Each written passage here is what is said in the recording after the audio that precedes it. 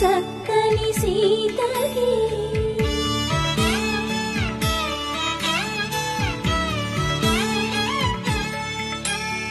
పుడతవి పునవేలు విడిచిన పుడమియల్లోడు రాముడే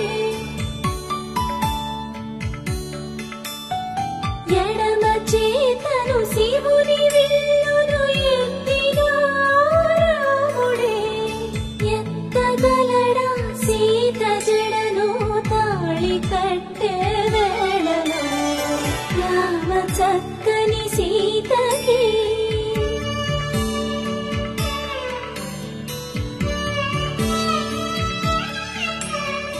ఎర్ర జాబిలి చేయి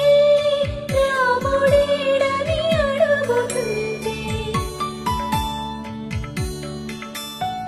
చూడలేదని పెదవి చెప్పే చెప్పలేమని కనులు చెప్పే నల్ల పూసైన